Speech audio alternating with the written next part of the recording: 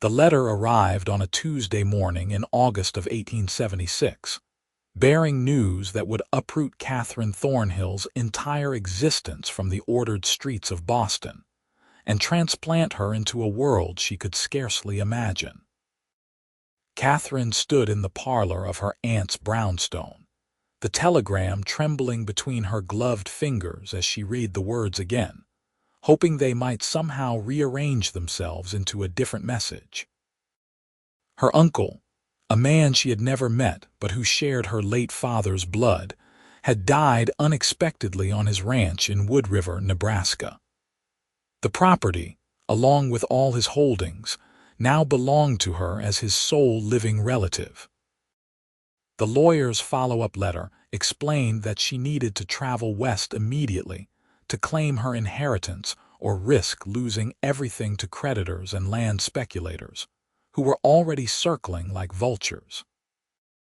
At 22 years old, Catherine had lived her entire life within the confines of proper Boston society. She had attended the finest schools, learned to paint watercolors and play the pianoforte, could recite poetry in 3 languages, and knew exactly which fork to use at formal dinners. None of these accomplishments, she suspected, would serve her particularly well in Nebraska. Her Aunt Miriam had wept and pleaded, insisting that a young, unmarried woman had no business traveling to such a savage place. But Catherine's options were limited. Her parents had died 3 years prior, leaving her with modest means that were rapidly dwindling. Her aunt and uncle had been kind to take her in, but she felt the weight of being a burden. This inheritance, however unexpected and inconvenient, represented independence. It represented choice. The journey west took nearly 2 weeks. Catherine traveled by train through landscapes that grew increasingly vast and empty. The cities gave way to towns, the towns to settlements, and finally even the settlements became sparse dots on an endless horizon. She watched through smudged windows as the world transformed from the familiar greens and grays of the east to the golden expanse of prairie grass that seemed to stretch on forever beneath an impossibly wide sky. Wood River, Nebraska proved to be a small town that had sprung up along the railroad line. Catherine stepped off the train onto a wooden platform, her 3 trunks and 2 carpetbags containing everything she owned in the world. The August heat hit her like a physical force, so different from the humid summers of Boston. This heat was dry and relentless, and within minutes she could feel perspiration gathering beneath her traveling dress and the corset that suddenly felt far too tight. A middle-aged man in a dusty suit approached her, removing his hat. His face was weathered by sun and wind in a way that spoke of years on the frontier. "Miss Thornhill, I'm Samuel Green, your uncle's lawyer. I've been expecting you." Catherine nodded, trying to maintain her composure despite feeling utterly overwhelmed by the dust, the heat, and the strangeness of everything around her. The town itself consisted of perhaps 24 buildings lining a wide dirt street. She could see a general store, a saloon, what appeared to be a church, and various other establishments that she could not immediately identify. Men in worn clothing and wide-brimmed hats moved along the wooden sidewalks, and everyone seemed to be staring at her with unconcealed curiosity. "I have a wagon here to take you out to the ranch," Mr. Green said, gesturing toward a weathered vehicle hitched to 2 sturdy horses. "It's about 5 miles outside of town. I should warn you, Miss Thornhill, that the property has been somewhat neglected since your uncle's passing 6 weeks ago. His ranch hands stayed on for a time, but most have since moved on to find other work." "I see," Catherine said, though she did not see at all. She knew nothing about ranches or ranch hands, or what any of this meant for her immediate future. The journey to the property revealed more of the stark, beautiful landscape. Rolling prairie stretched in every direction, broken occasionally by stands of cottonwood trees and the silver ribbon of a creek. Catherine found herself simultaneously awed and terrified by the emptiness of it all. In Boston, one was never more than a few feet from another person. Here, she could see for miles and spot only the occasional homestead or herd of cattle. The ranch, when they finally arrived, consisted of a modest house, a large barn, several other outbuildings, and extensive corrals and fencing. Everything looked worn and in need of maintenance. The house itself was built of wood that had weathered to a silvery gray, with a covered porch that wrapped around two sides. It was nothing like the elegant brownstones of Boston, but there was something honest about it that Catherine found unexpectedly appealing. Mr. Green helped her down from the wagon and carried her trunks onto the porch.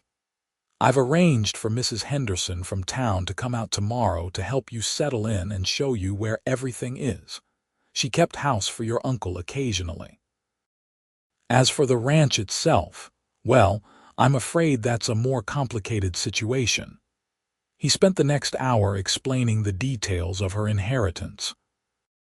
The property consisted of 320 acres, along with approximately 70 head of cattle that were currently grazing somewhere on the open range. There were debts, but they were manageable if the ranch could be made profitable again. The problem was that Catherine knew absolutely nothing about running a ranch, and without experienced help, she would likely fail before winter arrived. "There's one other matter," Mr. Green said as he prepared to leave. "Your nearest neighbor to the east, the Zimmerman Ranch, has expressed interest in purchasing your property. Owen Zimmerman has offered a fair price, well above what the land is worth given its current state. You might want to consider selling, Miss Thornhill. It would give you the means to return east and live comfortably." Catherine stood on the porch after the lawyer departed, watching the wagon disappear down the rutted track toward town. The sun was beginning its descent toward the horizon, painting the prairie in shades of gold and amber. The silence was profound, broken only by the whisper of wind through the grass and the distant call of a bird she could not identify. She went inside the house, finding it sparsely furnished but clean. Someone, probably Mrs. Henderson, had clearly made an effort to prepare it for her arrival. There was a kitchen with a cast iron stove, a sitting room with a few simple chairs and a table, and 2 bedrooms. Her uncle's belongings were still present, a lifetime of possessions that would need to be sorted through. Catherine felt suddenly exhausted by the enormity of everything facing her. That night, she lay in the narrow bed in what had been her uncle's room, listening to sounds she had never heard before. The house creaked and settled. Something, probably an owl, called from nearby. The wind made strange whistling sounds through gaps in the walls. She thought about the lawyer's suggestion that she sell. It would be the sensible thing to do, the safe thing. She could return to Boston with enough money to secure her future, perhaps even make a modest marriage, but something in her resisted that easy solution. Her entire life had been lived according to other people's expectations and rules. Here, despite her fear and uncertainty, she felt the first stirrings of something that might be freedom. She fell asleep with no decisions made, but with a stubborn determination beginning to take root in her heart. Mrs. Henderson arrived the next morning in a wagon driven by her teenage son. She was a capable, no-nonsense woman in her 40s who took one look at Catherine's unsuitable clothing and shook her head. "First thing we need to do is get you dressed properly for out here. Those fancy dresses won't last a week, and you'll roast in all those layers." She had brought several simple cotton dresses that had belonged to her own daughters, now grown and married.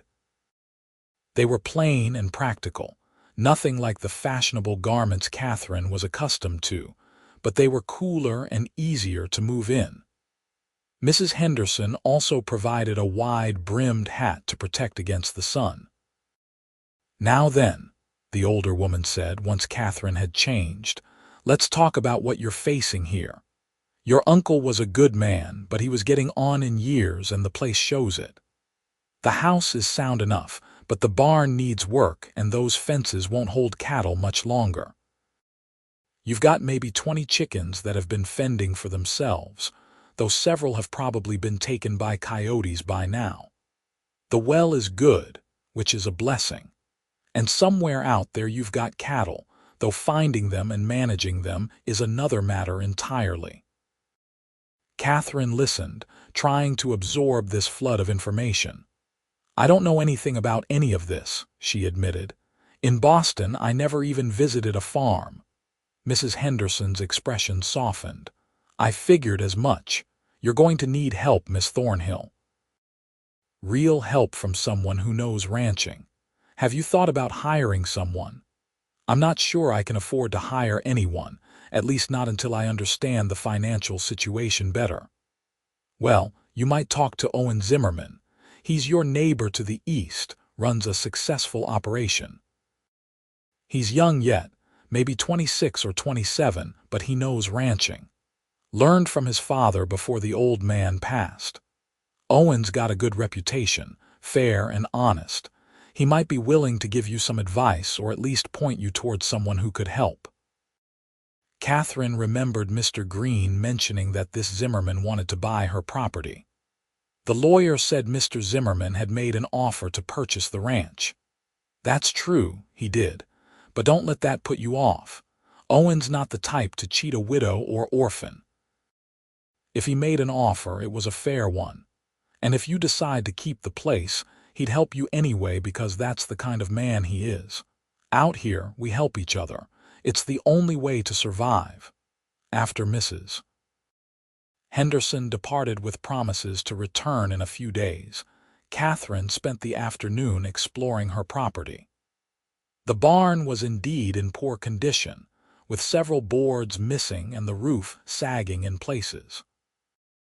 The chickens, those that remained, had scattered throughout the outbuildings and were wary of her approach. She found a milk cow in a small pasture behind the barn, looking relieved to see a human and clearly in need of milking. Catherine stared at the animal with no idea how to accomplish this task. The rest of the property revealed similar challenges. Fences were falling down. Weeds had overtaken what might once have been a garden, and everything had an air of neglect. Yet beneath the disrepair, Catherine could see the bones of something good. The land itself was beautiful in its stark way, and there was a peace here that she had never experienced in the crowded city. As the sun began to set, painting the sky in brilliant shades of orange and pink, Catherine made a decision. She would try. She would at least attempt to learn what needed to be learned and see if she could make a life here. And to do that, she would need to swallow her pride and ask for help. The next morning, Catherine rose at dawn and dressed in one of the practical cotton dresses Mrs. Henderson had provided. She ate a simple breakfast of bread and preserves that had been left in the pantry, then set out walking toward what she believed was east, toward the Zimmerman ranch. Mrs. Henderson had said it was about 3 miles, a distance Catherine had never walked in her life, but which apparently was considered nothing out here. The morning air was still relatively cool, though she could already feel the promise of heat to come. She walked along a wagon track that led through the prairie, her city shoes completely inappropriate for the terrain. Within a mile, she had developed a blister on her heel and was breathing hard. She pressed on, determined not to turn back. She was perhaps halfway to her destination when she heard the sound of hoofbeats behind her. Catherine turned to see a rider approaching at an easy lope. As he drew closer, she could make out a man on a handsome bay horse, sitting in the saddle with the unconscious grace of someone who had spent a lifetime on horseback. He slowed as he approached, and Catherine got her first clear look at Owen Zimmerman, though she did not yet know his identity. He appeared to be in his mid-20s, tall and lean with broad shoulders. His face was tanned by the sun, with strong features and dark hair that touched his collar beneath a worn hat. His eyes, she noticed as he stopped beside her, were a striking blue-gray, like storm clouds on the horizon. "Morning, madam," he said, his voice a pleasant baritone with the slight drawl she had begun to associate with this region. "You look like you might be lost. Can I help you get somewhere?" Catherine felt suddenly self-conscious about her situation. "I'm looking for the Zimmerman ranch. I was told it was east of my property." The man's expression shifted to one of recognition and concern. "You must be Miss Thornhill. I'm Owen Zimmerman, and you're walking to my place. That's near 3 miles, and you're not exactly dressed for hiking across the prairie." "I don't have a horse," Catherine said, feeling foolish. "Or rather, I assume there are horses somewhere on my uncle's property, but I wouldn't know what to do with one if I found it." Owen studied her for a long moment, and Catherine found herself unable to look away from those steady eyes. There was intelligence there and kindness, but also a hint of amusement that made her bristle slightly. "Well, we can't have you walking all that way and back. Would you allow me to give you a ride? I was heading into town, but that can wait. Whatever you need to discuss is probably more important." Before Catherine could protest, Owen had dismounted with fluid ease and offered her his hand. "You ever ridden a horse, Miss Thornhill?" "I've ridden in Central Park a few times, on a very gentle mare with an instructor leading. Then this will be a new experience."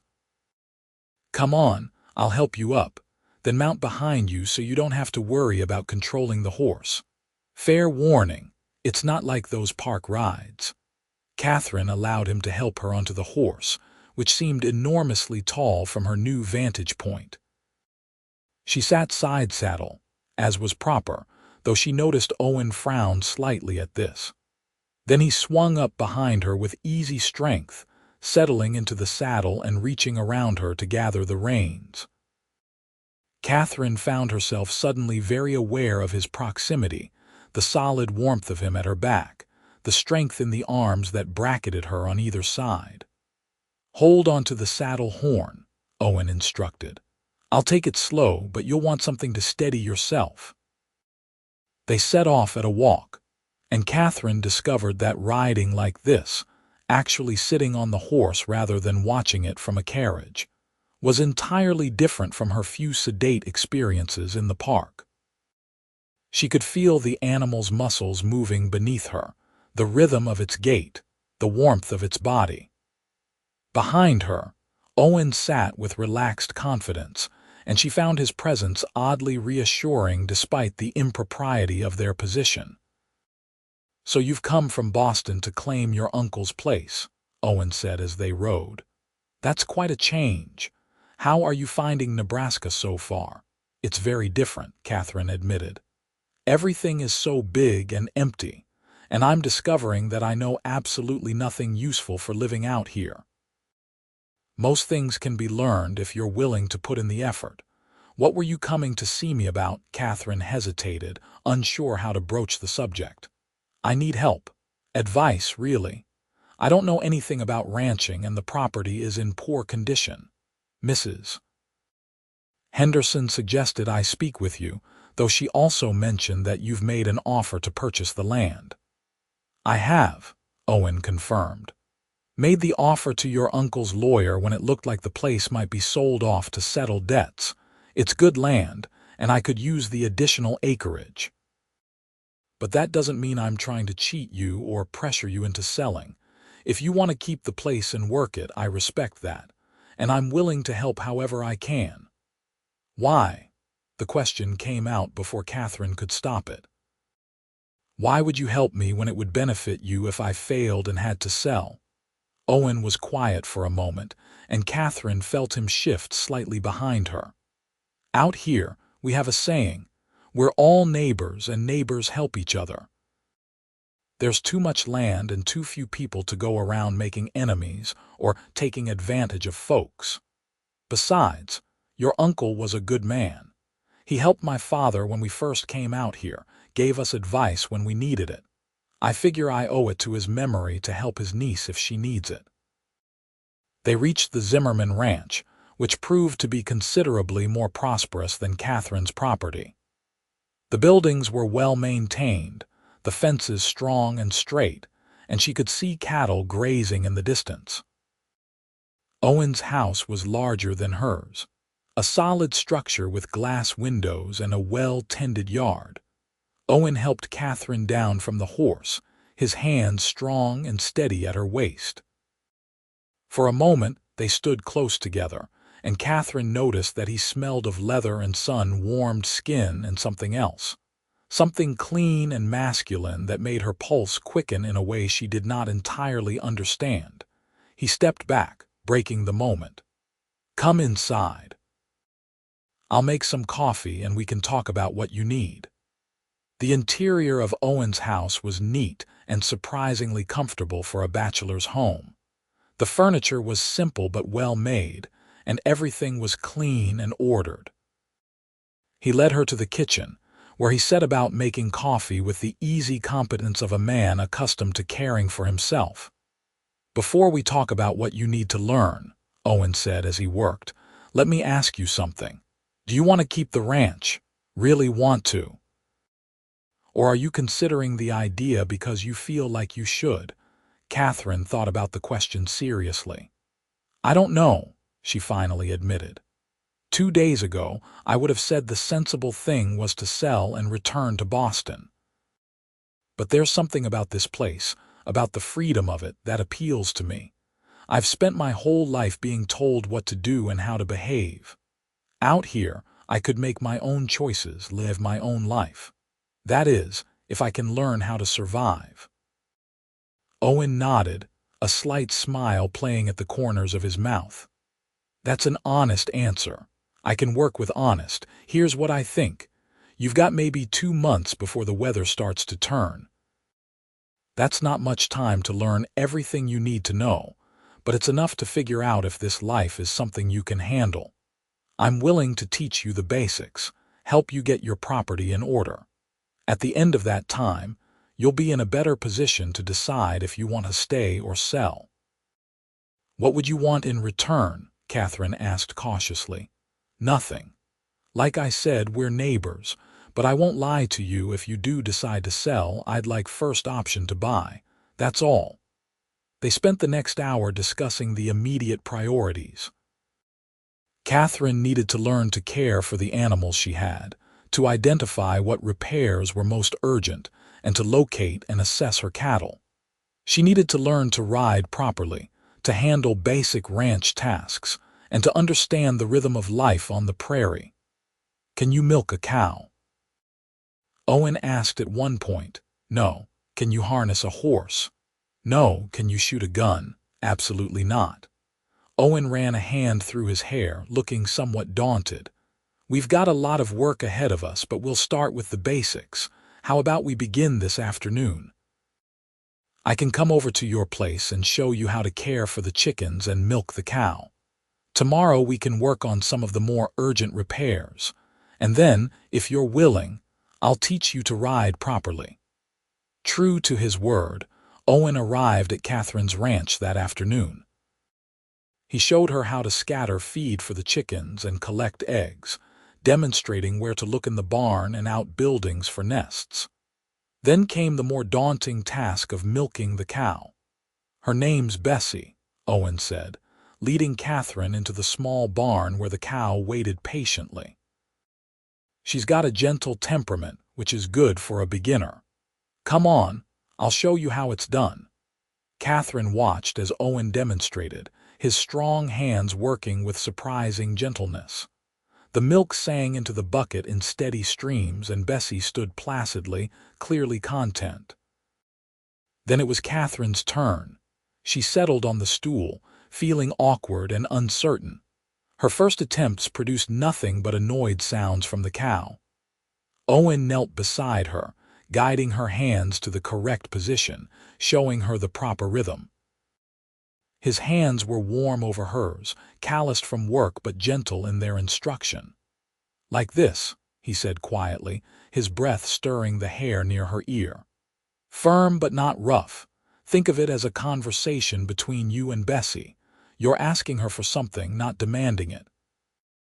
After several more attempts, Catherine finally managed to produce a thin stream of milk.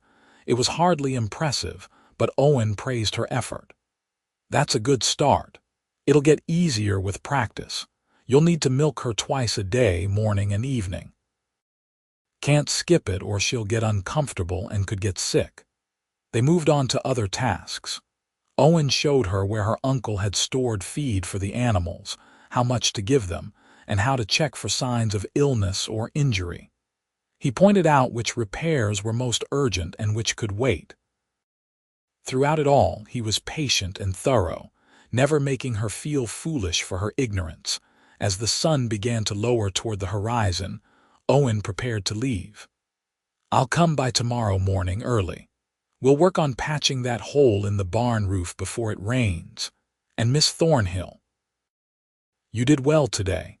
I know this is all overwhelming, but you're learning. That's what matters." After he left, Catherine sat on her porch and watched the sunset paint the prairie in brilliant colors.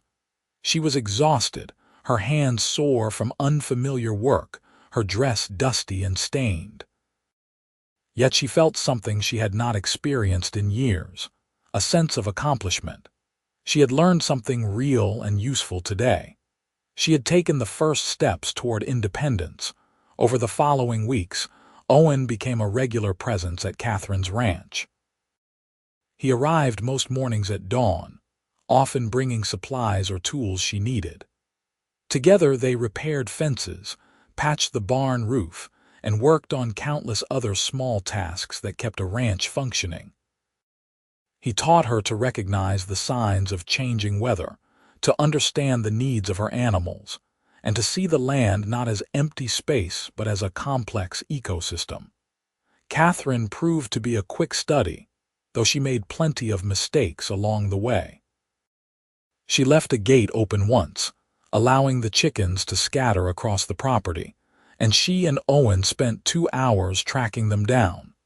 She gave the cow too much grain and had to deal with the consequences. She hammered her thumb while trying to fix a fence post and uttered language that would have shocked her aunt in Boston. Through it all, Owen remained patient and encouraging. He laughed at her mistakes but never at her, and he praised her successes without condescension. Catherine found herself looking forward to his arrivals, to the sound of his horse approaching in the early morning, to the easy way he moved through the work, making difficult tasks look simple. She also found herself noticing other things about him. The way his eyes crinkled at the corners when he smiled, the strength in his hands as he worked, the sound of his voice when he was talking to the animals, low and soothing. The way he sometimes pushed his hat back and looked out across the prairie with an expression of contentment that suggested he could not imagine being anywhere else. One evening, after a particularly long day of stringing new fence wire, Owen accepted Catherine's invitation to stay for supper. She had been practicing her cooking on the cast iron stove, gradually becoming more confident with the unfamiliar equipment. Tonight, she had managed a decent stew with vegetables from the garden she had started to restore, and some beef Owen had brought from his own stores. They sat at the small kitchen table, and for a while they ate in comfortable silence. Then Owen said, "You've made real progress, you know. When you first got here, I wasn't sure you'd last a week, but you've got more steel in you than I expected. Was it that obvious I was hopeless?" Catherine asked, torn between amusement and chagrin. "You weren't hopeless, just unprepared. There's a difference." He paused, then continued, "I've been thinking about your cattle situation. You've got about 70 head out there somewhere, probably scattered across your range and maybe onto neighboring properties. We need to do a roundup, see what you actually have and get them branded properly. But that's at least a 3 or 4 day job, and you'd need help. I could bring a couple of my hands and we could camp out, cover the territory systematically. That sounds expensive, Catherine said carefully. She had been managing her limited funds cautiously, but she knew a reckoning was coming. I'll handle the costs, Owen said. You can pay me back when you sell your cattle, or if you decide to sell the ranch, we'll settle up then. Either way, you can't make good decisions about your future until you know what you actually have. You've already done so much for me. I feel like I'm taking advantage of your generosity. Owen met her eyes across the table, his expression serious. Catherine, he said, using her first name for the first time, you're not taking advantage. I'm helping because I want to, and because. He trailed off, looking suddenly uncertain. Because. Catherine prompted, her heart beating faster. Because I've come to admire you. The way you've tackled all of this, the determination you've shown. Not many people would have tried what you're doing. Most would have sold and run back to safety. But you're still here, still learning, still trying. That takes courage. Catherine felt warmth spread through her chest at his words. I had a good teacher. Their eyes held for a long moment, and Catherine felt something shift between them, some invisible line being crossed. The air seemed to thicken, charged with possibility. Then Owen cleared his throat and looked away, breaking the moment. I should go. It's getting late, but think about the roundup idea. We should probably do it soon before the weather turns. After he left, Catherine washed the dishes slowly, her thoughts in turmoil. Something was growing between her and Owen, something that went beyond neighborly assistance or teacher and student. She could feel it in the way her pulse quickened when he arrived each morning, in the way she found herself watching him when she thought he was not looking, in the way his rare smiles made her feel warm from the inside out. But what could come of such feelings? Catherine knew nothing about courtship on the frontier. For all she knew, Owen was simply being kind to a helpless neighbor. Perhaps he had a sweetheart somewhere, some capable woman who knew how to ride and shoot and run a ranch without needing constant instruction. The thought made her chest tighten with an emotion she recognized as jealousy, which was absurd given that she had known the man less than a month. The roundup was scheduled for the following week. In the meantime, Owen continued Catherine's education with a focus on horseback riding. She had been managing the basic care of the 2 horses she had discovered in her barn, elderly geldings that had belonged to her uncle. But riding them was another matter. You can't keep sitting side saddle, Owen told her one morning, leading out the gentler of the 2 horses, a gray gelding named Smoke. Not if you're going to really ride. You need to be able to control the horse properly, and you can't do that sitting sideways. But it's not proper for a woman to ride astride, Catherine protested, even as part of her acknowledged the impracticality of side-saddle riding out here. You're not in Boston anymore, Owen pointed out gently. Out here, practical matters more than proper. Besides, nobody's going to see you except me and maybe Mrs. Henderson, and neither of us will tell. He had brought a split skirt from his sister, who lived on a ranch to the north. It was a revelation to Catherine, allowing freedom of movement while maintaining relative modesty. Wearing it, she felt both liberated and slightly scandalous. Owen demonstrated mounting and dismounting, then helped her up onto Smoke. Sitting astride felt strange at first, almost improper despite Owen's practical arguments, but she could immediately feel the difference in her control and balance. That's better, Owen said approvingly. Now, let's talk about the reins and how to actually communicate with your horse. They spent the morning in the corral, with Owen teaching Catherine the basics of guiding the horse, starting and stopping, turning and backing. Smoke was patient with her fumbling efforts, and gradually she began to feel more confident. By afternoon, Owen suggested they try a short ride beyond the corral. "Just out to that line of cottonwoods and back," he said, pointing to a stand of trees perhaps a quarter-mile away. "I'll ride alongside you on my horse. If you feel uncomfortable at any point, just say so and we'll stop." Catherine agreed, excited despite her nervousness. She mounted with more confidence than she had that morning, gathering the reins as Owen had taught her. He swung onto his own horse with his usual fluid grace, and they set off at a walk. The moment Catherine left the confines of the corral and headed out into the open prairie felt momentous. She was actually riding, really riding, across this vast landscape. The afternoon sun warmed her shoulders, and a breeze carried the scent of sun-dried grass and wildflowers. Smoke moved steadily beneath her, responsive to her inexpert guidance. They reached the cottonwoods, and Owen suggested they dismount for a few minutes to let the horses rest. Catherine slid down from the saddle, her legs shaky but exhilarated. She turned to Owen with a broad smile. "That was wonderful. I was actually riding." Owen returned her smile, his eyes warm. "You're a natural.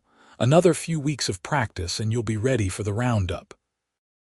They stood in the dappled shade of the cottonwoods, the horses grazing nearby. Catherine found herself very aware of Owen's presence beside her, of how the months of outdoor work had changed her own appearance. Her skin had taken on a light tan despite her efforts with bonnets and long sleeves, and her hands, once soft and carefully tended, now bore calluses and the occasional scratch or scrape. "You ever miss Boston?" Owen asked suddenly. "The city life, the society, all the things you gave up to come here." Catherine considered the question seriously. "Sometimes I miss certain comforts. Hot baths whenever I want them, shops full of goods, theaters and concerts. But I don't miss the rest of it. The constant judgment, the strict rules about everything, the feeling that my entire life was already mapped out for me with no room for choice. Out here, I feel like I can breathe." "I understand that," Owen said. "I grew up in Ohio in a small town where everyone knew everyone's business. Coming out here, having space and freedom, it changes you, makes it hard to imagine going back." "Do you have family back in Ohio?" "A sister, married with children. We write occasionally." "My parents are both gone now. What about you?" "Just my aunt in Boston, my mother's sister. She thinks I've lost my mind coming out here." Catherine paused, then added, "She wanted me to marry a merchant's son, a man twice my age with 3 children from his first wife. She thought it would be a good match, security and respectability. That was part of why I jumped at the chance to come to Nebraska. I wanted something different, even if I didn't know what that something was." Owen turned to look at her, his expression thoughtful.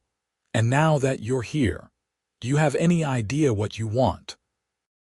The question hung between them, heavy with meaning that went beyond its surface simplicity. Catherine met his gaze, her heart pounding. "I'm beginning to," she said softly. They stood there in the shade, the moment stretching between them. Owen took a step closer, and Catherine's breath caught. His hand reached up slowly, giving her time to step back if she wanted. But she did not want to step back.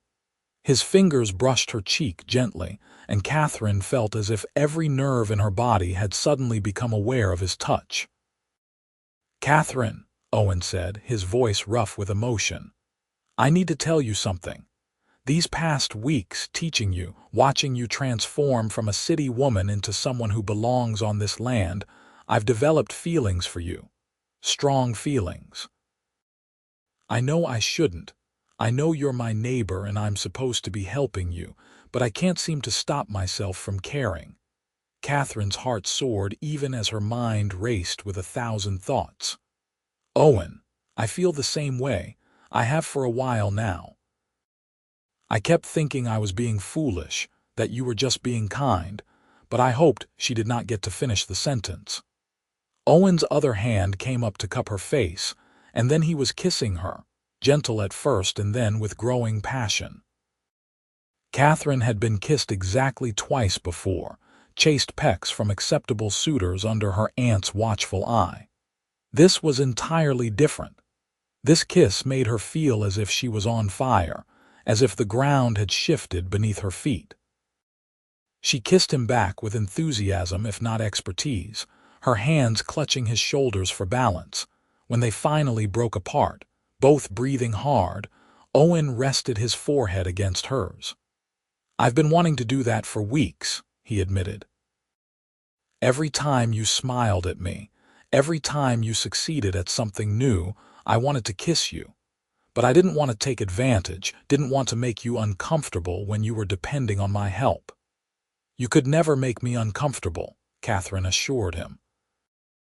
"Owen, you've been the best thing about Nebraska, the only thing that's made me certain I want to stay." They kissed again and again, until the horses' restless movements reminded them that the afternoon was advancing.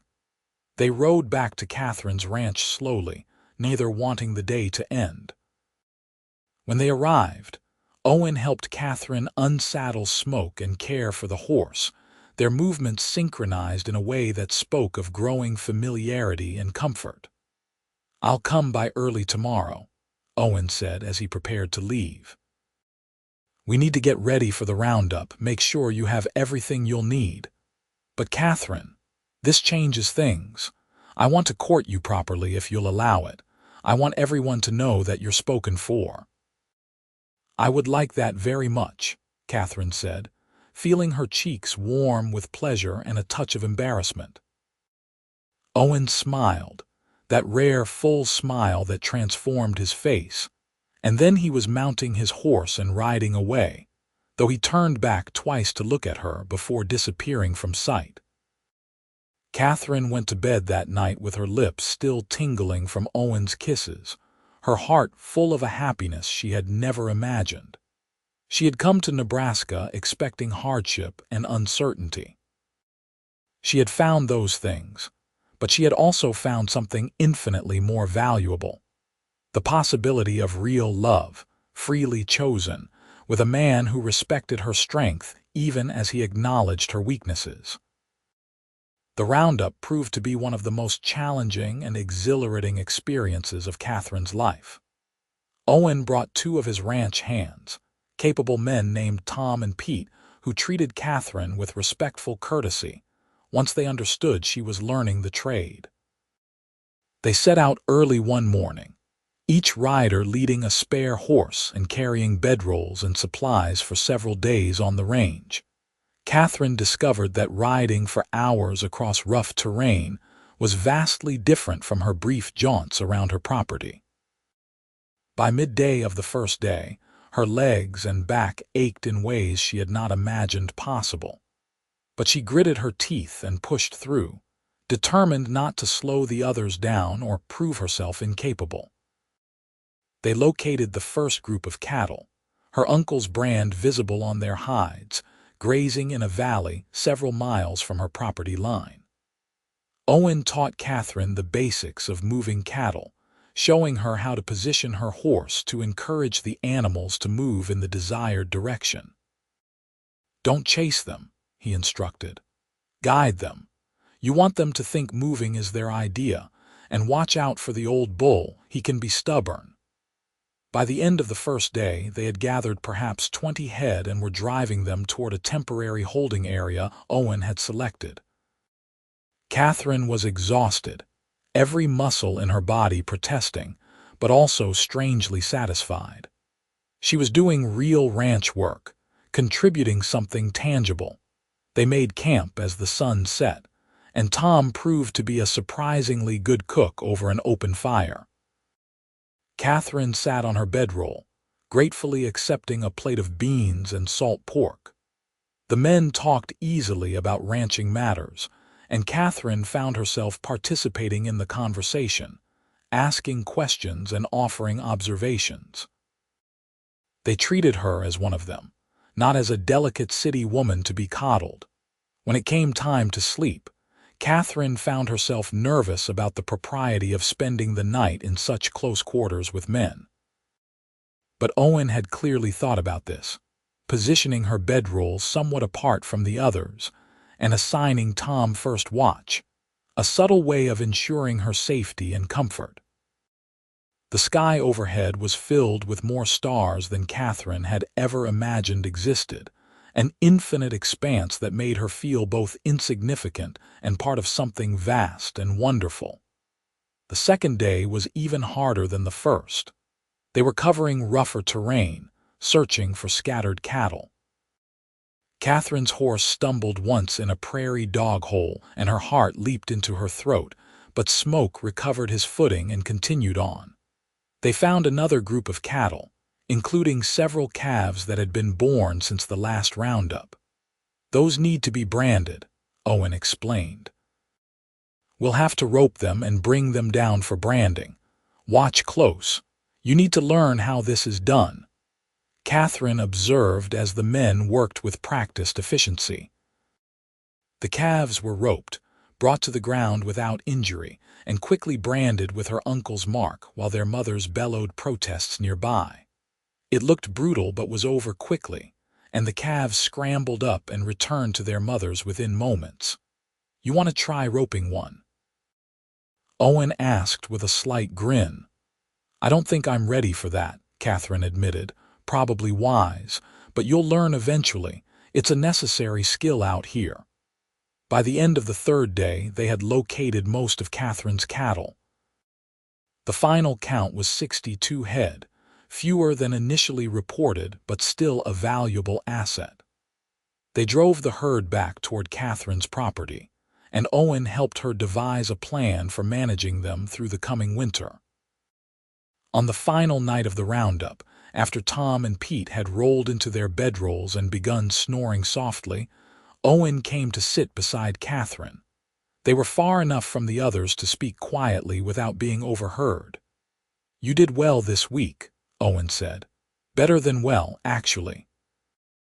You kept up, didn't complain, and learned fast. I'm impressed." "I'm exhausted," Catherine admitted.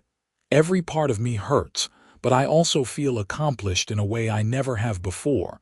Does that make sense?" "Perfect sense.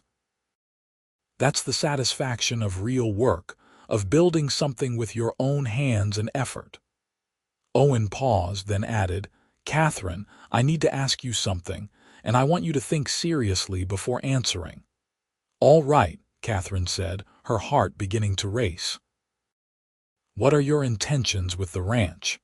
I know you said you wanted to try to make it work, but now that you've seen what's involved, what the life actually entails, do you still want to keep it? Or would you prefer to sell and perhaps find an easier path?" Catherine was quiet for a long moment, considering his question in the light of her recent experiences. "A few weeks ago, I might have said I wasn't sure. But now, Owen, I want to keep it. I want to build something here. It won't be easy, and I have so much more to learn, but I can see a future here. I can see possibilities I never had in Boston." Owen nodded slowly, and Catherine saw relief in his expression. "I'm glad, because I have another question, and your answer to this one matters a great deal to me." He shifted to face her more directly, and even in the dim light from their small campfire, Catherine could see the intensity in his eyes. "Catherine Thornhill, I know we've only known each other a short time. In Boston, I'm sure people would consider this too fast, too impulsive. But out here, we do things differently. Life is harder and shorter, and when you find something worth having, you hold on to it. I've fallen in love with you. Watching you transform yourself, seeing your courage and determination, learning who you really are beneath all that city polish, I've fallen completely and utterly in love with you. Would you consider marrying me?" Catherine felt tears spring to her eyes, but they were tears of joy. "Yes," she said without hesitation. "Yes, Owen, I will marry you. I love you too. I think I started falling for you that first day when you found me walking across the prairie in my ridiculous shoes. You've been patient and kind, and you've helped me become someone I actually like being. Of course I'll marry you." Owen pulled her into his arms, kissing her with a passion that made Catherine forget all about her aching muscles and the hard ground beneath them. When they finally broke apart, both were smiling. "There's something I should tell you," Owen said. "I had offered to buy your ranch, but that's not what I want now. I want us to run both properties together, combine them into one larger operation. Your land and mine, side by side. We could build something significant, Catherine, something lasting." "That sounds perfect," Catherine said, leaning her head against his shoulder. "But I have one condition." "What's that?" "I want to be a real partner in this, not just a wife who keeps the house and cooks the meals. I want to be involved in the decisions, to keep learning about ranching. I don't want to be decorative, I want to be useful." Owen laughed softly. "Catherine, I would never expect you to be decorative. You're far too stubborn and capable for that. Yes, we'll be partners in every sense. I'll teach you everything I know, and together we'll build something neither of us could create alone." They sat together under the vast Nebraska sky, making plans for their future. They would marry quickly, quietly, perhaps in the small church in Wood River. Catherine would move into Owen's larger house, or they could build something new together. They would need to hire more help as they expanded the combined operation. There was so much to do, so much to plan, but for now it was enough to sit together and dream. The next day they returned to Catherine's ranch, and Owen's men departed with his thanks and generous pay. Alone at last, Catherine and Owen spent hours discussing the practical details of their future. They decided to marry within the month, as soon as arrangements could be made. Word of their engagement spread quickly through Wood River, as news always did in small communities. Mrs. Henderson was delighted, declaring that she had seen this coming from the first week.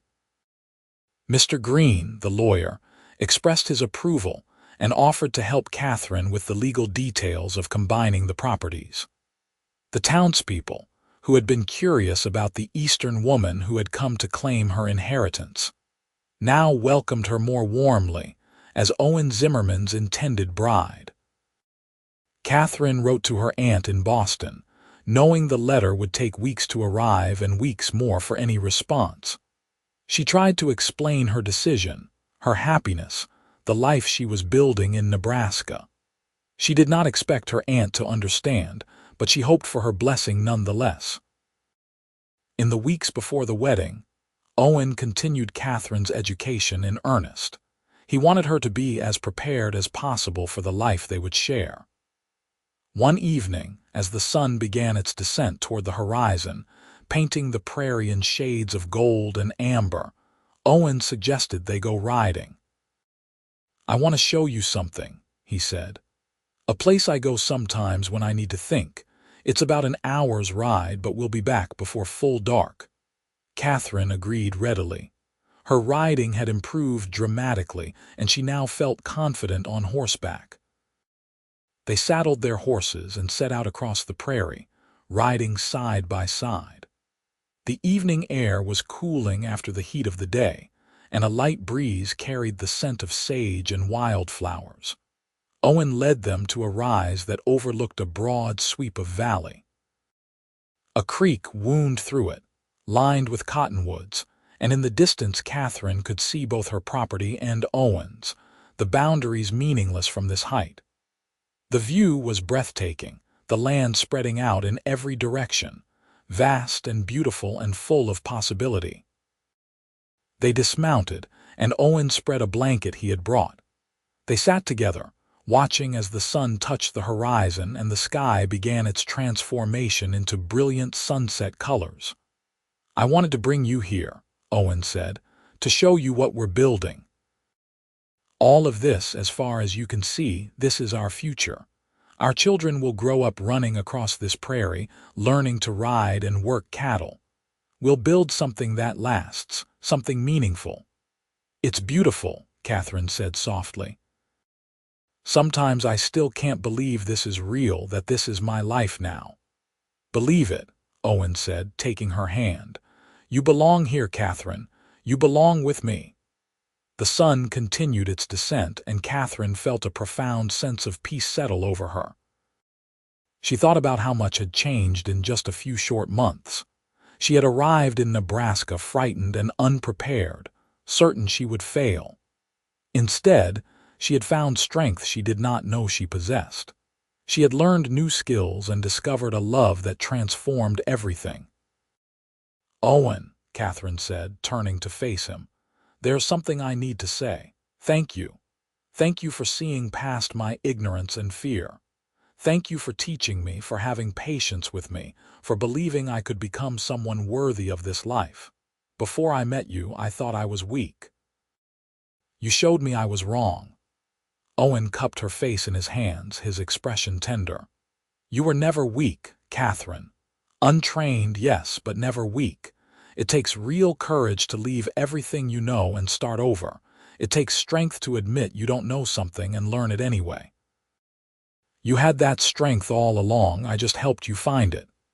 He leaned in to kiss her, and Catherine melted into his embrace. They had kissed many times in the past weeks, but this felt different somehow, more significant.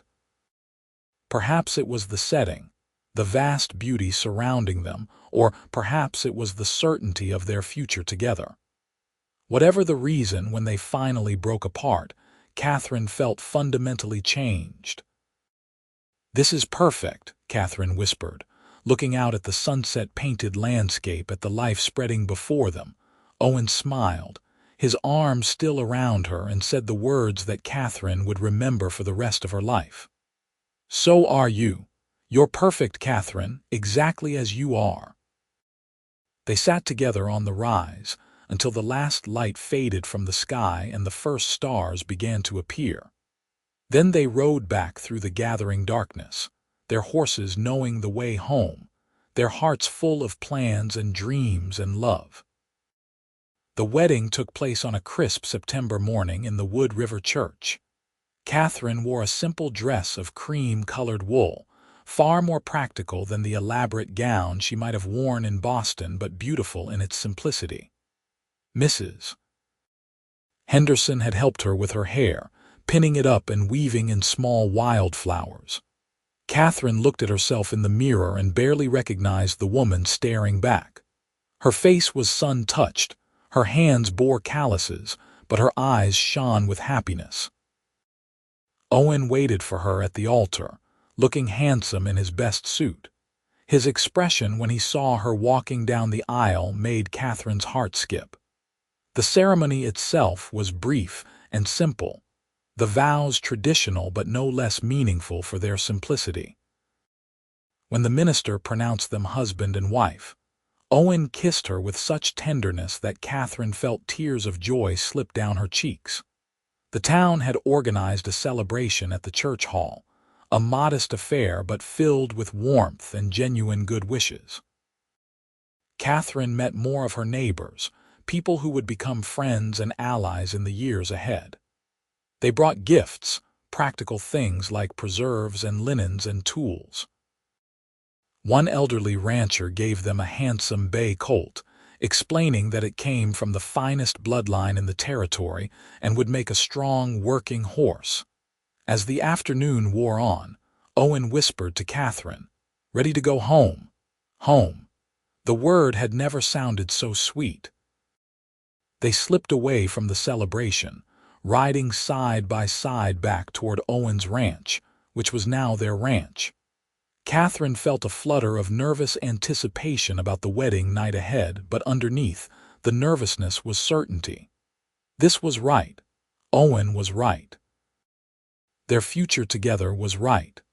Owen carried her over the threshold of the ranch house, a tradition he said he had read about and wanted to honor. He set her down gently in the front room, and for a moment they simply stood there, looking at each other, the weight and wonder of the commitment they had just made settling over them. "Are you happy?" Owen asked softly. "Happier than I ever imagined I could be," Catherine answered honestly. That night, in the privacy of their bedroom, Owen was gentle and patient with his inexperienced bride. He took his time, his touches careful and reverent, making sure Catherine felt safe and cherished. And when they finally came together as husband and wife, Catherine understood for the first time what true intimacy meant. It was vulnerability and trust, passion and tenderness, two people choosing to fully know and be known by each other. Afterward they lay tangled together, Catherine's head on Owen's chest, his arms around her. Through the window she could see stars scattered across the night sky, that vast Nebraska sky that had become as familiar as it once was foreign. "I love you," she whispered. "I love you too," Owen replied, his voice rough with emotion. "My brave, beautiful wife." The months that followed were busy with the work of combining their operations and preparing for winter. They hired 2 additional ranch hands, young men eager to learn the trade. Catherine discovered she had a talent for the business side of ranching, for keeping accounts and planning purchases and sales. Owen handled the day-to-day management of the cattle and horses, but they made major decisions together, true partners in every sense. Winter arrived with cold winds and occasional snow, but the ranch was prepared. The cattle were in good condition. Hay was stored for feeding when grazing was impossible, and the buildings were tight against the weather. Catherine learned to manage the household, cooking on the cast iron stove and keeping the house warm and comfortable. She also continued to work outside when possible, refusing to let the cold weather confine her completely. Christmas was a quiet celebration, just the 2 of them and a few hands who had nowhere else to go. Catherine prepared a feast as best she could with the ingredients available, and Owen surprised her with a gift. A beautiful saddle crafted by a leatherworker in Omaha, made specifically for a woman who rode astride. It was practical and thoughtful, and Catherine kissed him thoroughly in thanks. "I have something for you too," she said, producing a package she had been hiding. Inside was a pocket watch she had ordered from a catalog, engraved with his initials and the date of their wedding. Owen was clearly moved, turning the watch over in his hands. "This is too much, Catherine." "No," she said firmly. "It's exactly right. You gave me a new life, a purpose, yourself. A watch is the least I can give you in return." That night, as they lay in bed with snow falling softly outside, Owen said, "I've been thinking about next year, about expansion possibilities. If the winter goes well and we can bring the herd through in good condition, I think we could add another 100 head by spring." "That's ambitious," Catherine said, "but I think we can do it. We work well together." "We do," Owen agreed. "Catherine, I need to tell you something. I know we've only been married a few months, but I've never been happier. You've exceeded every hope I had for what our life together could be. You're an equal partner, just as you wanted. You make me better." Catherine felt her eyes grow damp. "You make me better too. You helped me discover who I really am, who I was meant to be. I could never go back to what I was before. I wouldn't want to." Winter passed slowly but not unpleasantly. They spent long evenings by the fire, planning for spring, reading to each other from the few books they owned, and simply enjoying each other's company. Catherine discovered she was pregnant in February, a development that filled them both with joy and a touch of apprehension. "Are you frightened?" Owen asked, his hand on her still flat stomach. "A little," Catherine admitted. "Childbirth is dangerous, especially out here, but I'm also excited. I want to have your children, Owen. I want to build a family with you." "We'll get through it together," he promised. "When the time comes, we'll bring in the best midwife available, and I'll be right there with you." Spring arrived with its usual rush of work. Calving season kept them busy, and Catherine learned yet another new skill, assisting with difficult births. She discovered she had steady hands and a calm demeanor in emergencies. qualities that served them well when a first-time mother cow struggled with a breech calf. As Catherine's pregnancy advanced, Owen became increasingly protective, trying to keep her from the heavier work. She resisted at first, not wanting to be treated as fragile, but eventually compromised by taking on different responsibilities that did not require heavy lifting or long hours in the saddle. The baby came in early October, on a golden autumn day not unlike the one when Owen had first taught Catherine to ride across the prairie. The midwife, Mrs. Henderson, and 2 other experienced women from town attended her through a labor that lasted 14 hours. Owen stayed as close as the women would allow, pacing outside the bedroom door, his face taut with worry, when Catherine's cries finally gave way to the thin wail of a newborn. Owen burst into the room to find his wife exhausted but smiling, holding a tiny, red-faced infant wrapped in a blanket. "A son," Catherine said weakly but with unmistakable pride. "We have a son, Owen." Owen approached slowly, almost reverently, looking down at the child they had created together. The baby had a shock of dark hair, and when he opened his eyes briefly, they appeared to be the same blue-gray as his father's. "He's perfect," Owen whispered, carefully touching one tiny fist. "You're perfect, both of you." They named him Matthew after Owen's father. The baby thrived, growing strong on Catherine's milk and the abundant love of both parents. Owen proved to be a devoted father, taking turns walking the floor when Matthew fussed at night, changing diapers without complaint, and staring at his son with an expression of wonder that made Catherine fall in love with him all over again. Life settled into a new rhythm that incorporated the demands of an infant alongside the work of the ranch. Catherine learned to nurse the baby while reviewing accounts, to cook one-handed while holding a sleeping child, to function on less sleep than she had thought humanly possible. But she had never been happier. Matthew was nearly 6 months old when a letter finally arrived from Catherine's aunt in Boston.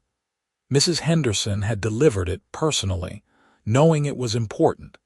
Catherine opened it with shaking hands, unsure what to expect after so many months of silence. The letter was shorter than Catherine had anticipated. Her aunt wrote that she had been shocked and disappointed by Catherine's hasty marriage to a Western rancher, a man she had never met and who could not possibly understand the proper ways of society. However, she continued, she could not deny that Catherine's letters had shown a happiness and vitality that had been absent during her years in Boston. If this life truly made Catherine content, then her aunt would accept her choice and wish her well. She enclosed a small silver cup, a family heirloom, as a gift for her great-nephew Matthew. Catherine showed the letter to Owen that evening. "It's not exactly a warm blessing," she said, "but it's better than I expected. She's accepting my choice at least." "That's something," Owen agreed. "Though I suspect she still thinks you're mad for choosing this life." "Maybe I am mad," Catherine said with a smile, "but if this is madness, I never want to be sane." The years that followed brought challenges and triumphs in equal measure. There was a harsh winter that tested their preparedness and cost them a dozen head of cattle despite their best efforts. There was a bumper crop of calves one spring that meant profitable sales in autumn. There was a prairie fire that swept toward their property but was turned aside by a fortunate change in wind direction. There was illness, injury, setbacks, and successes. Through it all, Catherine and Owen remained partners in the truest sense. They made decisions together, worked side by side, and supported each other through difficulties. Catherine's competence and confidence continued to grow. She became known throughout the area as a capable rancher in her own right, someone whose opinion was valued and whose abilities were respected. Matthew grew into a sturdy toddler and then a bright child who loved the ranch and the animals. He learned to ride almost as soon as he could walk, sitting in front of his father on the saddle and then graduating to a gentle pony of his own. He had his mother's determination and his father's quiet competence, and both parents looked at him with pride. When Matthew was 3, Catherine gave birth to a daughter they named Eleanor. She had Catherine's dark hair and delicate features, but Owen's steady disposition. 2 years later came another son, James, who arrived with a lusty cry and seemed determined to make his presence known. The house, which had once seemed spacious for two, now bustled with the energy of 3 children and the ranch hands who worked for them. Catherine had learned to manage a household that might include anywhere from 5 to 10 people at any given meal. She had learned to sew and mend, to treat common ailments, to preserve food for the winter, and 100 other skills that her Boston upbringing had never included. One evening, when the children were finally asleep and the house was quiet, Catherine and Owen sat on their porch watching the sunset. It had become a treasured ritual, these moments of peace at the end of busy days. "You ever regret it?" Owen asked suddenly. "Giving up your old life for this one? Sometimes I watch you dealing with 3 children and a dozen ranch hands, wearing yourself out with work, and I wonder if you wished things had been different." Catherine turned to look at him, genuinely surprised. "Never," she said firmly. "Owen, that old life was a prison, even if the bars were gilded. I was expected to be ornamental to make a good match, to spend my life hosting tea parties and managing servants. I would have withered away in that life. Here, I'm truly alive. Every day has purpose and meaning. I've built something real with my own hands. I have a husband I love and who loves me as an equal partner. I have children I'm raising to be capable and strong. How could I possibly regret any of that?" "You're extraordinary," Owen said softly. "Do you know that? I knew from the first that you had steel in you, but even I underestimated what you were capable of becoming." "You made me this person," Catherine said. "You saw potential in me that I didn't see in myself. You taught me to ride at sunset that first time, remember? I said it was perfect and you said I was perfect. Those words changed my life." "I meant them," Owen said. "I meant them then and I mean them now. You are perfect, Catherine. Perfect for me, perfect for this life, perfect in every way that matters." He kissed her then, and Catherine felt the same rush of emotion she had felt during that first kiss under the cottonwoods, multiplied by years of shared experiences and deepening love. The years continued to pass. The children grew, the ranch prospered, and Catherine and Owen's partnership only strengthened with time. They faced droughts and floods, market downturns and windfalls, the arrival of new neighbors and the departure of old friends. Through it all, they remained committed to each other and to the life they had built together. Matthew, at 18, was already running significant portions of the ranch operation, showing leadership skills that promised well for the future. Eleanor, at 15, had her mother's head for business and spent hours poring over accounts and planning improvements. James, at 13, showed signs of becoming the best horseman of the 3 children, with an almost magical ability to understand and communicate with the animals. Catherine looked at her children and saw the future of the ranch secure. She looked at Owen, his hair now touched with gray at the temples, his face more weathered than when they had met but still handsome to her eyes, and saw her past, present, and future all wrapped up in one person. One evening in late summer, 25 years after Catherine had first arrived in Nebraska, the family gathered for supper. The children, now young adults, shared news of their day's work. Ranch hands joined them at the extended table, part of the family in all but name. The meal was simple but abundant, food they had grown or raised themselves. After the dishes were cleared, Catherine and Owen excused themselves for their evening walk. It had become something of a joke among their children, this need their parents had to walk together as the sun set. But they indulged it because they understood, even if they could not fully articulate it, that this private time together was part of what made their parents' marriage so strong. Tonight, Owen led Catherine to the rise where he had taken her before they married, the place where he had told her she was perfect. They had been back many times over the years, but each visit felt special. 25 years, Owen said as they stood looking out over their land. A quarter-century since a frightened Boston woman stepped off the train in Wood River, wearing completely inappropriate shoes and looking like she might faint from the heat. Catherine laughed. I was terrified, absolutely convinced I would fail at everything. And then this stubborn rancher found me walking across the prairie and decided to teach me how to survive. Best decision I ever made, Owen said, pulling her close. Marrying you, building this life with you, it's been the greatest adventure of my life. Mine too, Catherine agreed. Though I never would have believed it that first day. I thought adventure meant grand tours of Europe and attending fancy balls. I had no idea it would mean learning to milk cows and birth calves and ride across the prairie at sunset. Speaking of which, Owen said, a familiar glint in his eye, the horses are just over there. Feel like a ride, Catherine grinned. Even after all these years, she loved riding with Owen. Always. They mounted their horses, both of them moving with the easy confidence of long practice. Then they set off across the prairie as the sun began its descent, riding side by side as they had done countless times before. The land spread out around them, vast and beautiful and theirs. Not just legally theirs, but theirs in the deepest sense, because they had poured their labor and love into it for decades.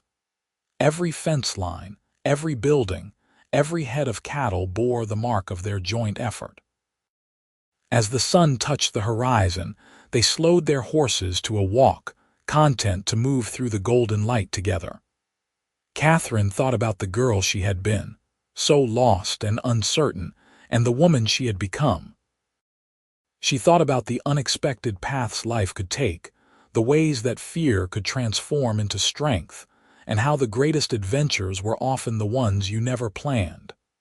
Catherine, Owen said, breaking the comfortable silence, I need to tell you something.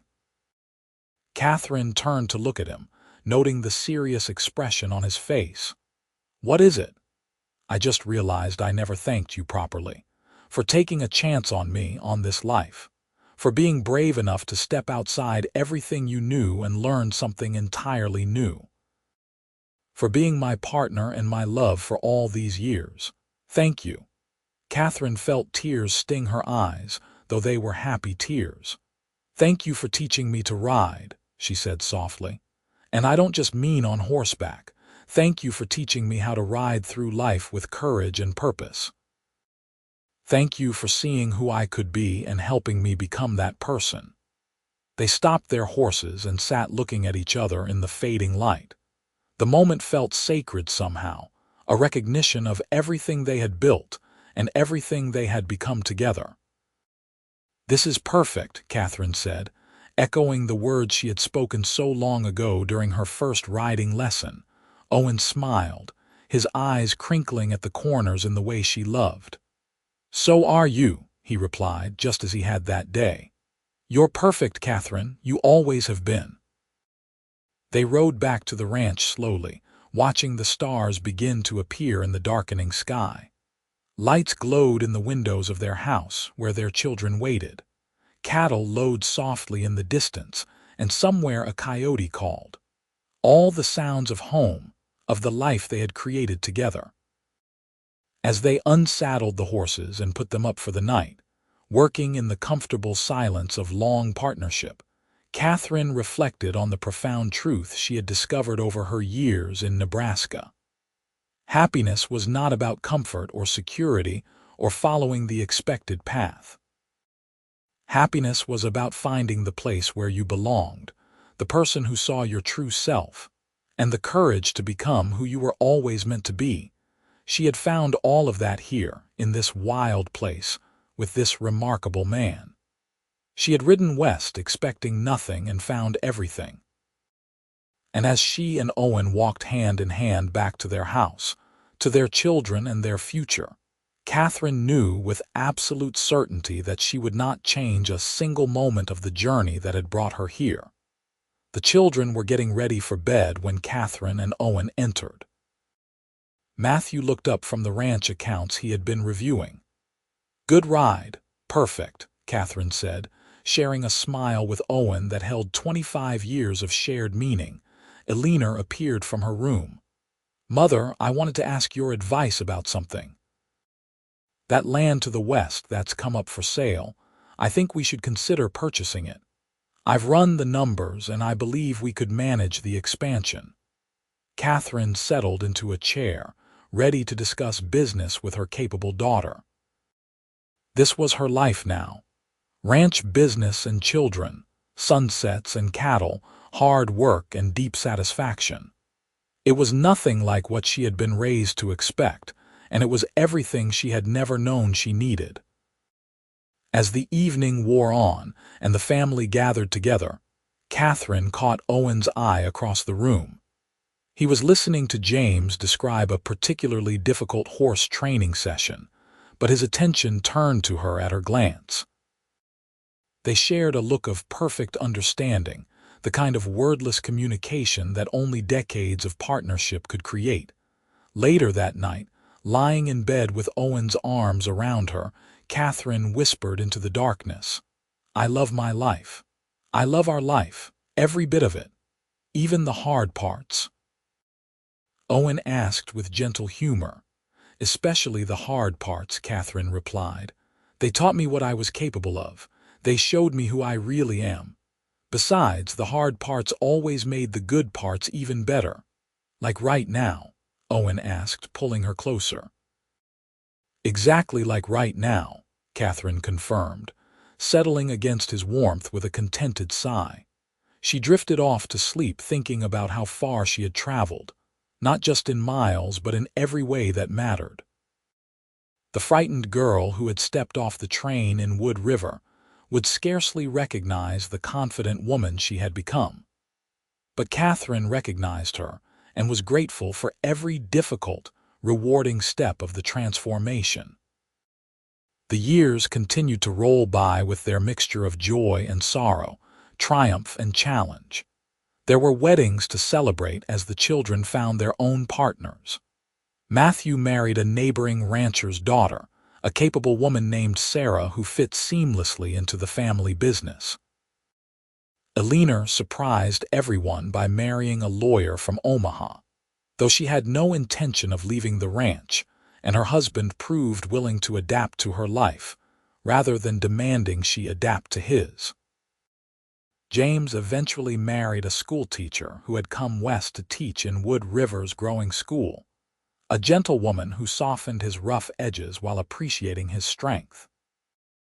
Grandchildren arrived, and Catherine discovered the particular joy of watching Owen with babies in his arms.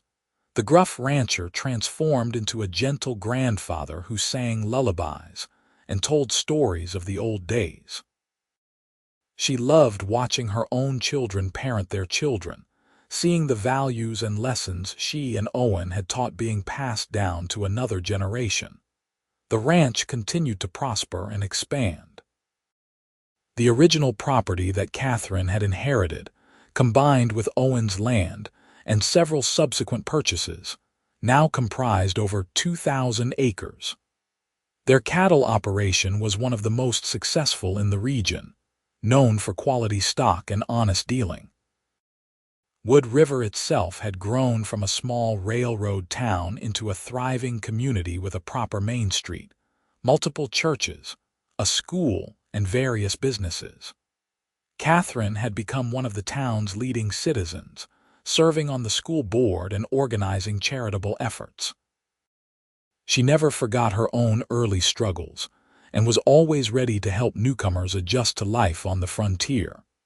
As Catherine entered her 60s, still healthy and active but aware of the passage of time. She sometimes reflected on the long arc of her life. She thought about the choices that had brought her here, the moments when everything could have gone differently. What if she had not opened that telegram? What if she had sold the ranch immediately and returned to Boston? What if she had been too proud or too frightened to accept Owen's help? But those what-ifs held no regret, only gratitude for the path she had chosen. Every year with Owen had deepened her love for him. Every challenge overcome had strengthened her confidence. Every child and grandchild was a living testament to the life she and Owen had built together. On their 40th anniversary, the family organized a celebration. Children and grandchildren gathered at the ranch, along with friends from throughout the area. There was music and dancing, abundant food and laughter. At one point, Catherine looked around the crowded room and felt overwhelmed by the simple fact of it all. This enormous family, these many friends, this prosperous ranch, all of it had grown from that moment when a frightened young woman had decided to be brave. Owen appeared at her elbow, holding 2 cups of punch. "You look thoughtful," he observed. "Just thinking about everything we've built," Catherine said. "All the lives we've touched. It's rather overwhelming when you really consider it." "We've had a good run," Owen agreed. "And we're not done yet. I figure we've got another 20 good years left in us." Catherine laughed. "Always the optimist, but I hope you're right. I'm not ready to slow down yet." "I know you're not. That's one of the things I've always loved about you. You charge at life, no hesitation, no regrets." "I learned that from you," Catherine reminded him. "You taught me to be brave." "No," Owen corrected gently. "You were always brave, I just helped you see it." As the celebration continued around them, Catherine and Owen slipped outside onto the porch, seeking a moment of quiet together. The sun was setting, as it had set thousands of times before, painting the prairie in familiar colors. But the view never got old, never lost its power to move Catherine with its simple beauty.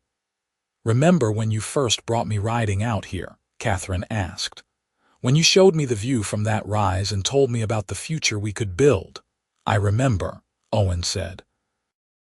"You were so determined even then, underneath all that uncertainty. I knew that day that I wanted to marry you." "Did you know I would say yes?" "I hoped," Owen admitted. "I hoped you would see what I saw, a future full of possibility, a life we could create together. But I wouldn't have blamed you if you had said no. I was asking you to give up everything familiar for something completely unknown." "Best decision I ever made," Catherine said firmly. "Saying yes to you, to this life, to all of it. Every single day I would make that same choice." They stood together watching the sunset, his arm around her shoulders, her head resting against his chest. The sounds of celebration continued inside the house, but out here was peaceful, just the two of them and the land they loved.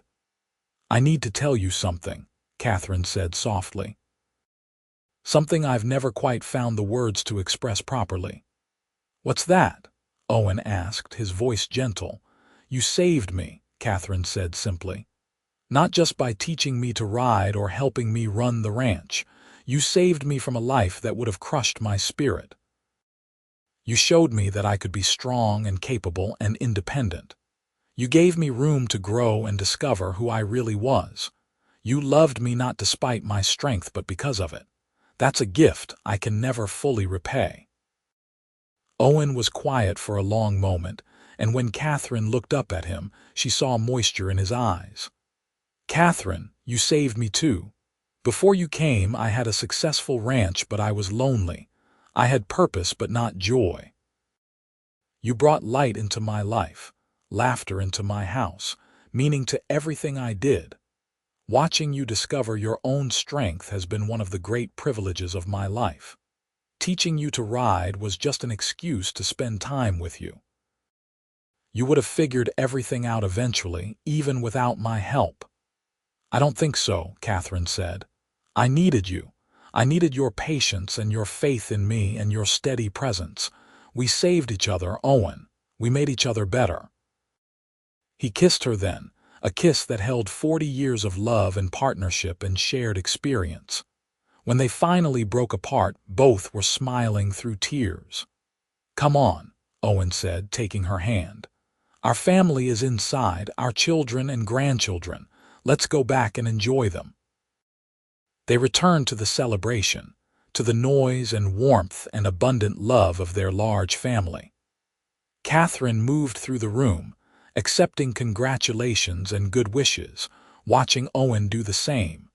At one point, she caught her daughter Alina watching them with a soft smile. "What are you thinking about?" Catherine asked her daughter. "Just that I hope when I've been married 40 years, my husband and I still look at each other the way you and Papa do," Alina said. "Like you're still falling in love every day." "We are," Catherine said simply. "That's the secret, I think. Choosing love every day, not just once on your wedding day. Your father and I have had our disagreements and difficulties over the years, but we've always chosen each other, always chosen to work together rather than pulling apart." "You two have set an impossible standard," Alina said with gentle humor. "I don't know how any of us children can hope to match it." "You don't have to match it," Catherine assured her. "You just have to find what works for you and your partner. The specific details don't matter. The commitment does." As the evening drew to a close and guests began to depart, Catherine found herself back on the porch one more time. She was tired, a pleasant exhaustion that came from being surrounded by love and laughter. She heard Owen's footsteps behind her and smiled before she even saw him. "Everyone's gone home," he reported. "The kids are cleaning up inside and then they're heading to their own houses. We're officially old, Catherine. 40 years married and we survived." "More than survived," Catherine corrected. "Thrived." They stood together in comfortable silence, looking out at the darkness. The house behind them glowed with light, and somewhere in the distance a coyote called. All the familiar sounds of home, of the life they had created from nothing but determination and love. "Ready for bed?" Owen asked eventually. "In a minute," Catherine said. "I just want to stand here a bit longer and take it all in. Sometimes I need to remind myself that this is real, that this extraordinary life actually belongs to me." Owen pulled her close, and they stood wrapped in each other's arms under the vast Nebraska sky. The same sky that had witnessed Catherine's arrival 40 years ago, frightened and uncertain. The same sky that had watched as Owen taught her to ride at sunset. The same sky that had seen their wedding, the births of their children, decades of hard work and deep love. "Thank you," Catherine whispered, "for everything, for being exactly who you are, for loving me, for this life." "Thank you," Owen replied, "for choosing me, for staying, for building all of this with me. I couldn't have asked for a better partner." They stayed outside a while longer, neither wanting to break the spell of the moment. Eventually, the cool night air drove them inside, to their warm house and comfortable bed. Catherine changed into her nightgown and let down her hair, now liberally streaked with gray. She studied her reflection briefly, seeing the lines time had etched around her eyes and mouth, the changes the years had brought. But she felt no regret for any of it. Every line was earned, every gray hair a badge of honor. In bed, Owen pulled her close as he had done every night for 40 years. Catherine settled against him with a contented sigh, marveling as she often did at how perfectly they fit together. "I love you," she said, words she never tired of saying. "I love you too," Owen replied. "My brave, brilliant, perfect wife." "I'm not perfect," Catherine protested with gentle humor. "You are to me," Owen insisted. "You always have been and you always will be." They drifted off to sleep together, hands linked, hearts joined, exactly as they had been for 4 decades and exactly as they would remain for whatever years remained to them. The remaining years brought their share of sorrows as well as joys. They lost old friends to age and illness. They weathered the aches and pains of their own aging bodies. There were disappointments and setbacks, moments of grief and loss. But through it all, they had each other. They had the life they had built together. They had children and grandchildren who loved them. They had the land that had witnessed their entire journey from strangers to soulmates. Catherine lived to see 78 years, a remarkable age for anyone, but especially for a woman who had worked as hard as she had. Owen was 82 when he finally laid her to rest in the small cemetery outside Wood River, in a plot that overlooked the prairie they had both loved. He stood at her grave with their children and grandchildren around him, and he spoke of her strength and courage, her determination and love. He told the story one more time of how a frightened Boston woman had arrived in Nebraska knowing nothing, and through sheer will and bravery had built an extraordinary life. Owen did not last long without Catherine. He missed her with an ache that never faded, though he tried to hide it from his worried children. 6 months after her death, on a golden autumn evening very like the one when he had first taught Catherine to ride, Owen saddled his horse and rode out to their special place, the rise that overlooked both ranches. There he suffered a massive heart attack and died quickly, his horse standing guard over his body until Matthew came looking for him the next morning. They buried him beside Catherine, just as he would have wanted.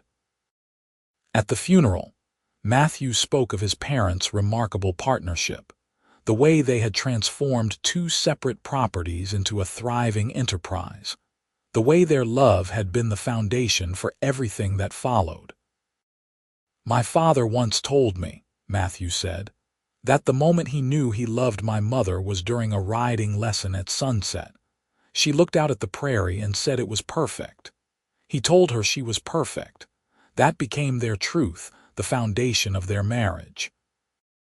Each always saw perfection in the other, even when they could not see it in themselves. That's the legacy they left us, to love wholly, to partner completely, and to always see the best in those we choose to share our lives with." The ranch continued to prosper under Matthew's management, though he never forgot that it existed because a frightened young woman had been brave enough to try, and because a patient rancher had seen her potential when she could not see it herself. He made sure his own children knew the story, knew how their grandmother had arrived in Nebraska with nothing but determination, and had built something lasting. Years later, one of Catherine and Owen's great-granddaughters, a young woman also named Catherine, sat on the porch of the ranch house and listened to her grandfather Matthew tell stories of the first Catherine, the woman she had been named for.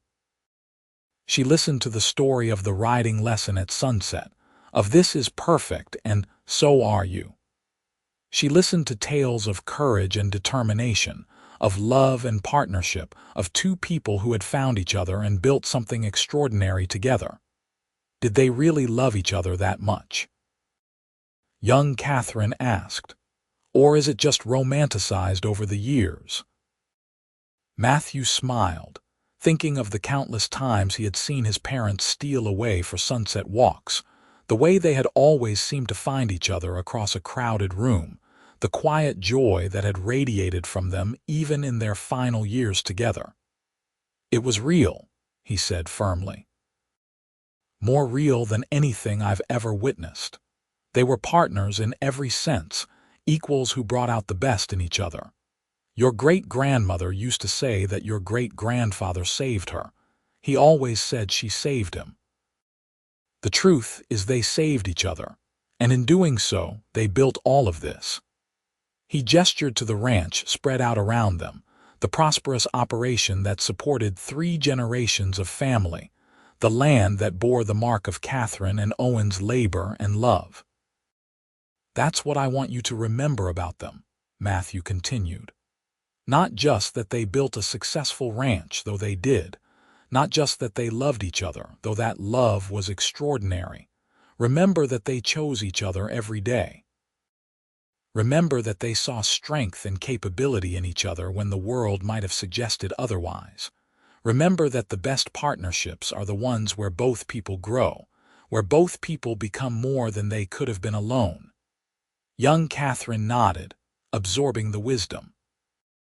She looked out at the prairie, at the land her great-grandparents had loved, and tried to imagine what it had been like for the first Catherine, arriving from Boston, frightened and unprepared. She tried to imagine the courage it must have taken to stay, to learn, to build a life so different from anything she had known. It seemed impossible, and yet the evidence was all around her. The ranch existed. The family existed. The legacy remained. As the sun began to set, painting the prairie in shades of gold and amber, young Catherine thought she understood something about her great-grandparents that she had not understood before. Their love story was not really about romance, though there had certainly been plenty of that. It was about transformation. It was about two people who had chosen to become something more together than either could have been alone. It was about courage and partnership, and the kind of love that builds empires. The sun touched the horizon, and for just a moment, young Catherine could almost see them. A frightened city woman and a patient rancher, riding side by side across the prairie, discovering each other and themselves in the vast Nebraska landscape. She could almost hear her great-grandmother saying, "This is perfect," and her great-grandfather's reply, "So are you."